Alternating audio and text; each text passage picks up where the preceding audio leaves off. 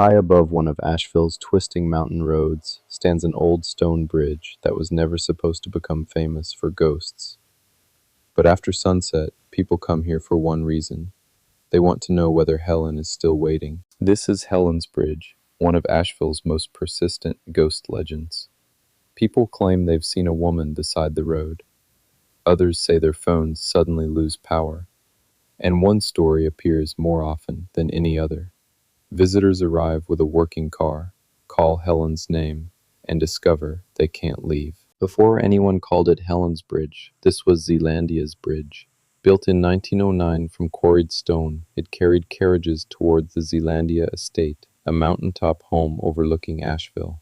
The structure is real, the mansion is real, but the ghost story appeared later. The arch changes sound. A car passing below becomes a low, metallic rush. A voice bounces from stone to stone. Even a footstep can sound like someone following several paces behind. That echo may explain some experiences here, but not all of them. The legend says Helen lived or worked near Zealandia with her young daughter. Then came a fire. Her daughter was lost, and Helen, broken by grief, came to this bridge and ended her life. Some versions say she still searches the road for the child she couldn't save. It is a heartbreaking story. It is also a story history has never confirmed. The stories rarely describe Helen as violent. Instead, people report a grieving woman in the road, a figure near the stone arch, camera batteries dying without warning, and cars that refuse to start. Any one of those things could have a normal explanation. What keeps the legend alive is how often the same details return. Here is where the legend becomes stranger. Researchers and local reporters have found no records proving Helen existed, or that a mother died here after losing her daughter in a fire. There was reportedly a suicide near the bridge involving a male employee connected to the estate. So perhaps the story people tell today grew around a different tragedy, changing each time it was repeated.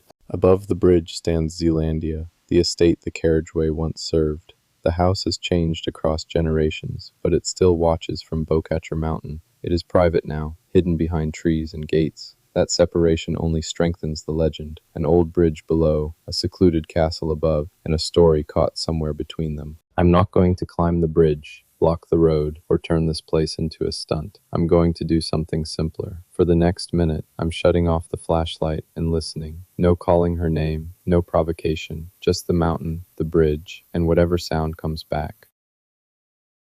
At first, there is only traffic in the distance and wind through the trees. Then, a sound above the arch. Not a voice, not quite a footstep, and for a moment, something pale appears beside the stone before the fog closes over it. So is Helen real? The historical record gives us no clear answer, maybe not even a real Helen. But legends do not survive because every detail is true. They survive because a place gives the story somewhere to live. An old stone bridge, a hidden mansion, mountain fog, a road where engines sometimes fail. Maybe Helen is a ghost, or maybe she is Asheville, remembering a tragedy that changed shape over time. If you enjoy Haunted America Field Reports, subscribe and tell me which Asheville legend I should investigate next. Because in these mountains, a story does not have to be proven to follow you home.